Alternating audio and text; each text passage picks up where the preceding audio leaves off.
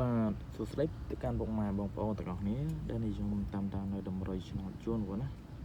ហើយថ្ងៃនេះដែរត្រឹមថ្ងៃសៅរ៍ណាថ្ងៃសៅរ៍ទី8ខែ8ឆ្នាំ2026ចឹងថ្ងៃនេះដែរគឺបងប្អូនមានតម្រុយឆ្នោតជួនយកមកចែកជូនពុកម៉ែបងប្អូនដើម្បីយកទៅផ្សងសំណាងទៀតហើយបងណាបាទហ្នឹងហើយចឹងសម្រាប់បងប្អូននៅលេងហ្នឹងគឺលេង ABCD បងណាហើយលេខមាន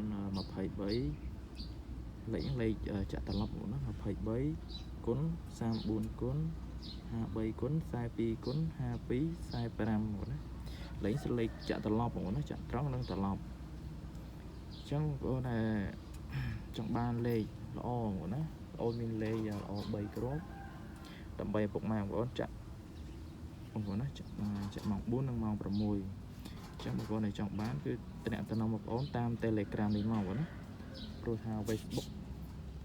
ខូចឲ្យហើយបងណា Facebook ហ្នឹងហើយបងប្អូនបង្កើតអត់បានទេមួយរយៈហ្នឹងគឺលេងអត់បានទេ Facebook បងប្អូនណាហ្នឹងហើយលេងគេប្លុកឲ្យហើយបងណាខូចឲ្យ Facebook អញ្ចឹង Telegram បងប្អូនមានលេខ096 628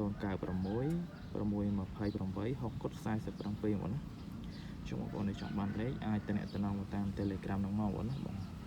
ហើយសេវាអីតាមសទ្ធាទេបងណាហ្នឹងហើយតែបងប្អូនចង់លេងតាមតម្រុយហ្នឹងក៏លេងទៅបងណាបងប្អូនចង់លេងជាមួយ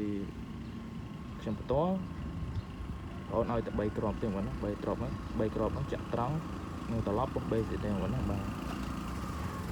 សម្រាប់ថ្ងៃទី8ហ្នឹងដែរគឺមានតែប៉ុណ្្នឹងទេបងណាបាទតម្រុយជូនបងប្អូនថ្ងៃ